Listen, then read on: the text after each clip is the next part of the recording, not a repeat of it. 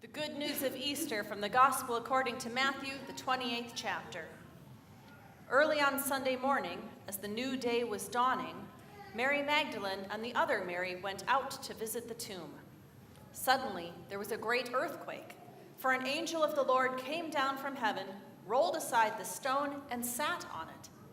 His face shone like lightning, and his clothing was as white as snow. The guards shook with fear when they saw him, and they fell into a dead faint. Then the angel spoke to the women. "Don't be afraid," he said. "I know you are looking for Jesus, who was crucified. He isn't here. He is risen from the dead, just as he said would happen. Come, see where his body was lying.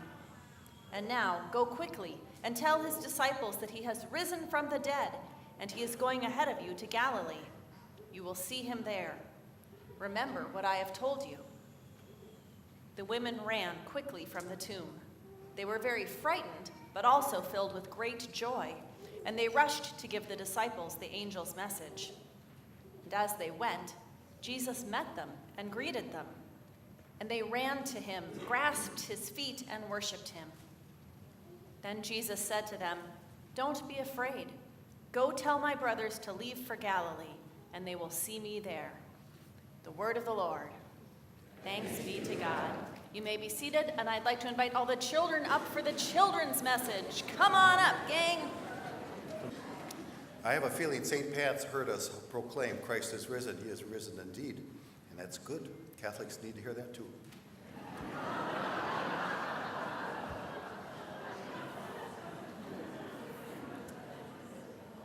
The text we're using today is a text that we skip by very, very quickly. It's at the very first verse of our Easter message from Matthew. And it said, early on Sunday, early on the first day of the week, as a new day was dawning. John Lennon wrote a song in honor of his son, and he entitled it "Beautiful Boy, Darling Boy." And in it he wrote a lyric that said, "Life is what happens to you when you're busy making other plans." We don't know what was happening in the life of this young son, but we assume it was either a nightmare or some night terror that this young child was having, and John Lennon, his father, was comforting him. And at the end of this song, he wrote in the lyrics, "Good night, Sean. See you in the morning, bright and early." You see, friends, what we're talking about this is that there's a sense of anticipation of a new day that is about to dawn, but it all begins with darkness, doesn't it? Even the Easter message begins in darkness. Matthew tells us that Mary Magdalene and the other Mary ran to the tomb early as the new day was dawning, but the Gospel of John says it even more clearly, that Mary Magdalene went to the tomb while it was still dark. Easter doesn't start with light, it starts with darkness.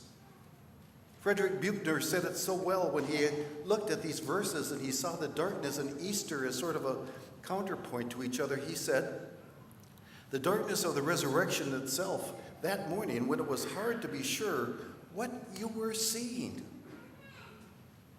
Friends, there's good news here. That Easter does not begin with the trumpet sounding and the lights glaring and the flowers all blooming. It begins in darkness. And so what we celebrate today when we proclaim together, are you ready? Christ is risen. He is risen indeed. The brass proclaim it. Everything that we have in this wonderful place of worship all proclaims the good news that Jesus lives. And it's clear because we live on the other side of that Easter morning. But it's true, isn't it? Think about your own life. Isn't it true that the good news of Jesus rising from the dead has made more sense to us in our times when our life has gone through some darkness? Isn't that the way that we oftentimes experience it? It's when a loved one that we care for deeply is in the hospital and you're wondering what the future will be, that we cling through the promise of the resurrection. It's when our loved one who dies and we want to be sure that we say that we're going to be able to see each other again, that we cling to that promise of the resurrection. It's when those moments of despair seem so heavy on us and we would like to get out from underneath that rock, whatever that rock might be for us. We look for something, and there comes the promise of the resurrection. You see, the good news that we hear on Easter begins in darkness.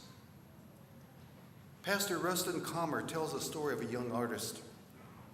This young artist was doing very, very well, but she wanted to improve, and so she brought her art to an art critic for some words of encouragement. And this art critic looked at this art and he said, "You do some very fine work, but there's something missing." He said, "You left out the shadows." He said, "Without shadows, the picture itself won't tell your art's story."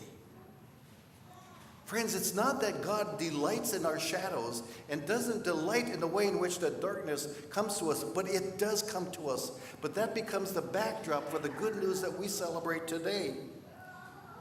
And when we read the text of Easter, each of the Gospels tells it their own way, but so many times the characters that were experiencing the resurrection story up front became afraid. Gospel of Mark leaves the women running from the tomb, so confused, and it leaves them there. Here, at least, they run away in fear and with joy.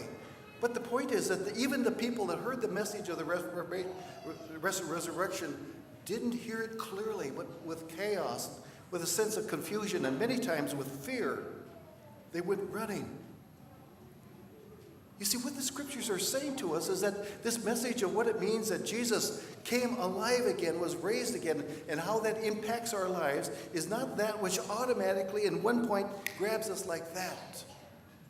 But sometimes it's that pre-dawn experience, the darkness that hits us when the light of the Easter message becomes so clear. Today we celebrate the best news that the earth that we live on will ever hear. That Jesus lives, and death cannot hold him captive, and neither can the darkness. And because of that strong promise, Jesus lives and comes to give us the promise of that new day full of grace. But sometimes we just can't see it clearly. I told some of you about a wedding that I had in an early church in my ministry in Edina. I love working with couples in pre-marriage. I just love it. Anyway, this one couple that I was working with were especially dear to me because this gentleman, who I didn't meet before, and he was quite unchurched, very uncomfortable being around a pastor, was a motorcycle freak. Now, that's my kind of freak. I like that. And we talked motorcycles almost as much as we talked about marriage issues in the pre-marriage times together. But at the service, it went well. And it was after the ceremony that I met one of the groomsmen in the restroom of all places, and he said, "Pastor Dan, thank you so much for that sermon." And I said, "Oh, you're welcome." He says, "I'm so glad you talked about motorcycles." And I said, "Well, you ride motorcycle too?" He said, No, I don't ride motorcycle, but Grandpa Davidson just loved it." I gave him this deer in the headlights look at the tilt of the head, and I said, "Grandpa Davidson." He said, "Well, you know who Grandpa Davidson is, don't you?" Folks, sitting on the groom's side, right about where my son Ryan is sitting right now, there sat Grandpa Davidson, one of the four brothers that started Harley Davidson. I didn't recognize him or even know who he was. Friends, I'm wondering if that's not the way that the risen Christ comes to us. Sitting so close by, waiting for us to be able to introduce ourselves to that grace that is in waiting for us. And he waits for that opportunity to say, "I am risen, and I come to give you light." Yes, it is true that it wasn't any light in that pre-dawn moment when Jesus was raised from the dead, and there was no camera that was there to record his rising from the dead. But in that pre-dawn morning of that first Easter, life conquered death.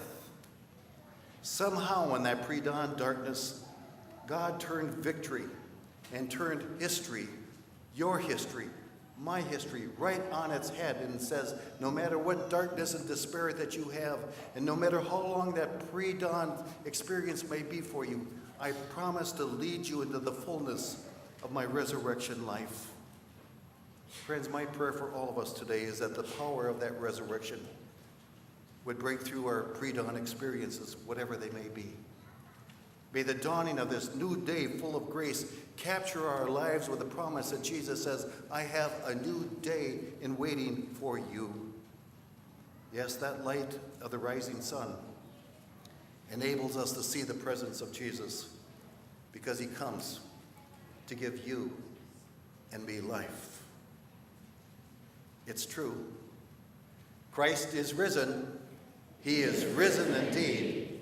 Amen.